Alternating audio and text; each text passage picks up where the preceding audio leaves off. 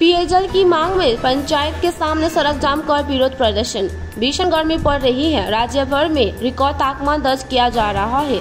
इसी बीच नदिया के कृष्णानगर दोगांची पंचायत के विशाल इलाके में पानी नहीं पहुंचने के कारण इलाके के लोगों को परेशानी का सामना करना पड़ रहा है। पेयजल की मांग में स्थानीय लोगों ने बाल्टियां और तख्तियां लगाकर विरोध प्रदर्शन शुरू कर दिया। पानी की मांग को लेकर 2 घंटे तक सड़क जाम कर विरोध प्रदर्शन किया गया।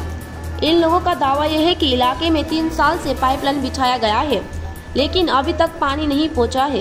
हालांकि पंचायत के आश्वासन के बाद इलाके के लोगों ने धरना हटा दिया। কিসের দাবিতে আপনাদের কি সমস্যা আছে এখানে? আমরা টাইম কলের যে বাড়িতে বাড়িতে জল প্রকল্পের মাধ্যমে সরকার পাইপ লাইন দিয়ে জলের কলের ব্যবস্থা করেছে।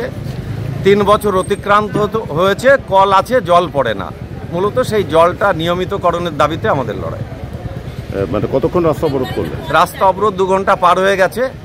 এখনো প্রশাসনিকভাবে কোনো আমরা আশ্বাস পাইনি, অবরোধ চলবে।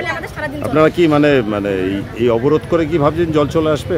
আমরা অবরোধ করে স্থানীয় প্রশাসনের কানে আওয়াজটাকে পৌঁছাতে চাই এবং আপনারা সংবাদ মাধ্যম তাদের মাধ্যম দিয়ে প্রশাসনের সর্বস্তরে খবরটা পৌঁছাক, এই গ্রামের মানুষের এই বিষয়টা সুরা হোক। এই জন্যে আমরা অবরোধে আছি। আপনাদের কি মনে হচ্ছে কি কারণে আপনারা জল পাচ্ছেন না? পরিকল্পনার অভাব, তদারকির অভাব, প্রশাসনিকভাবে ব্যবস্থা করব এটাই। পঞ্চায়েতে ট্যাক্স বাড়িয়ে দেওয়া হয়েছে, কিন্তু জল সংক্রান্ত বিষয়ে কোনো হেলদোল নেই।